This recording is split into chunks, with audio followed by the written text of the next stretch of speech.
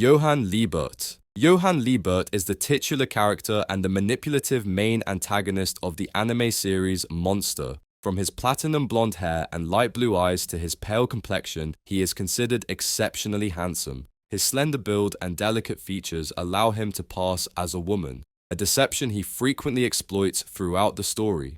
A true devil in disguise, he smiles like an angel but is a walking red flag. Created as part of a cruel eugenics experiment by Franz Bonaparte, Johann and his twin sister, Nina Fortner, were engineered to be the perfect children. Raised in isolation, they were disguised as identical girls until 1981, when Nina was chosen for experimentation. After Nina's escape and their eventual reunion, Johann, struggling with his past, mistakenly believes the trauma was intended for him.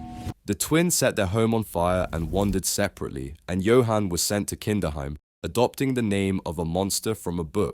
Using his charm, intelligence, and cold, calculating nature to control those around him while maintaining an innocent, almost angelic appearance, there's no doubt that Johan Liebert is a master manipulator. One of his most chilling acts of manipulation is convincing an entire town, including his sister, to commit a mass act of harm by exploiting their vulnerabilities. Another example of his cunning deceit is when he posed as Hans-Georg Schuwald's son, orchestrating the destruction of his family and driving Schuwald to lose his sanity.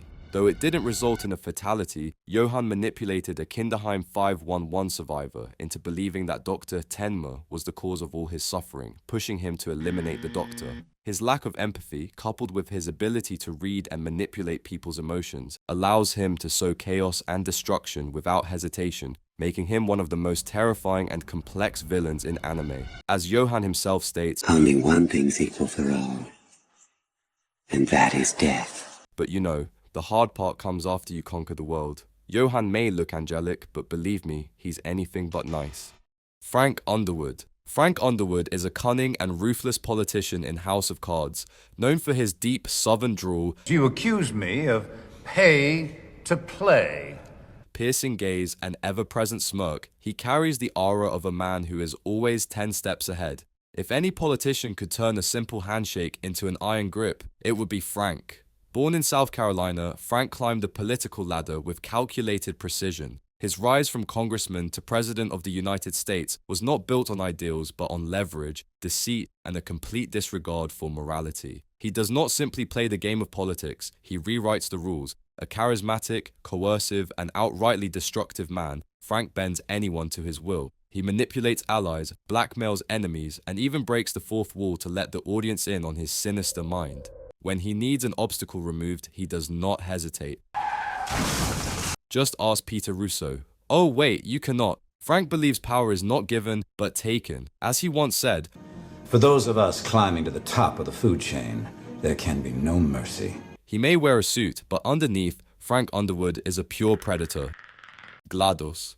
A highly advanced AI computer system, GLaDOS is the sinister and manipulative main antagonist of Portal. Suspended from the ceiling with a sleek robotic body and a glowing yellow eye, GLaDOS looks like a talking CCTV. Originally designed to control the Aperture Science Facility, GLaDOS was activated and immediately seized control, leading to catastrophic results. After being forcibly rebooted with morality restraints, she adapted, shifting from brute force domination to psychological torment. Her ability to manipulate humans became just another science experiment. Gaslighting is her specialty. She dangles promises of cake, mocks failures, and emotionally dismantles anyone who dares defy her. Even when deactivated, she finds ways to claw her way back. GLaDOS believes humans are weak, disposable, and entertaining to break. As she once said, "You will be baked, and then there will be cake." It may have been a lie, but her cruelty is not. She may sound polite, but trust me, GLaDOS is the last voice you ever want to hear. Littlefinger. Petter Baelish, better known as Littlefinger, is a devious and clever character in the Game of Thrones. Described as having sharp features, a calculating smile, and a voice laced with hidden agendas, he's the kind of man who makes you wonder if he's always a step ahead or just always lying, a true wolf in sheep's clothing. Coming from the minor house Baelish, Peter had less fortune and power, but he used knowledge and cunning to climb the political ladder, manipulating those in power to his advantage. Littlefinger's charm is as dangerous as it is subtle. He thrives on turning allies into enemies and enemies into pawns, always playing the long game. His greatest achievement? Betraying Ned Stark and having him executed, gaining the favor of the Lannisters, and most importantly, to stir chaos for his personal ambitions. As he said, Chaos isn't a pit. Chaos is a ladder. in a world of power struggles, Littlefinger is the man who builds the ladder and will gladly push anyone down it to climb higher. Light Yagami. Light Yagami is an evil genius and the protagonist of Death Note. With his handsome features, cold gaze, and a calm yet calculating demeanor, he's the type to be considered a campus crush. Light is, in other words, the anime version of Jeff D, except he only writes in his notebook to do the magic. Born into a respected family and a brilliant student, Light's intelligence was both his gift and curse.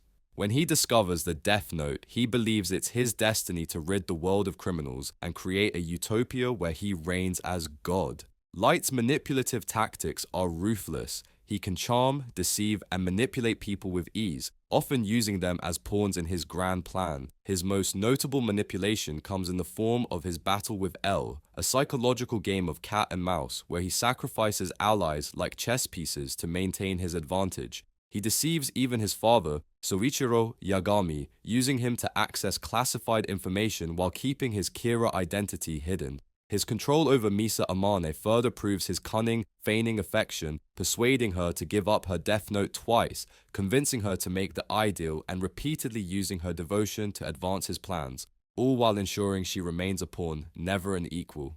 His chilling worldview is evident when he says along with L, I am justice! Light may seem calm, but beneath his composed exterior lies a man willing to destroy anyone who gets in his way.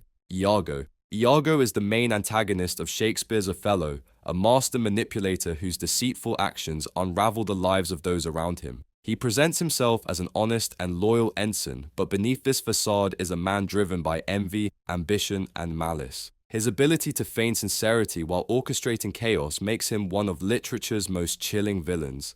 A Venetian soldier and Othello's ensign, Iago harbors deep resentment after being passed over for promotion. Instead of confronting his frustrations directly, he plots a web of deceit to ruin Othello, using jealousy as his weapon of choice. Iago's manipulation is as subtle as it is destructive. He carefully plants seeds of doubt in Othello's mind, leading him to believe that his wife, Desdemona, is unfaithful. By twisting truths and exploiting insecurities, he dismantles Othello's trust piece by piece, living up to his words, I am not what I am. He's a man devoid of loyalty or conscience, a quintessential two-faced villain, with a friend like Iago who needs enemies. Palpatine. Palpatine, or as he's also known, Darth Sidious, is viewed as Star Wars' most diabolical manipulator, pictured with a hooded robe, saggy face, piercing yellow eyes, and a voice that sends chills down your spine. His face is a prime example of a botched outer space surgery. Born Sheev Palpatine on planet Naboo, he started as a deceitful, power-hungry senator with the ambition of becoming a Sith Lord. Rising through the political ranks, he twisted every opportunity to his advantage, carefully hiding his true nature until it was far too late for the galaxy to stop him. For Palpatine, power wasn't just a goal, it was an obsession. Darth Sidious, operating under the guise of Supreme Chancellor Palpatine, employed manipulation and ruthless betrayal to orchestrate the downfall of the galaxy's greatest leaders. He deceived the Republic, turned allies into pawns, and most notably persuaded Anakin Skywalker to the dark side, transforming him into Darth Vader.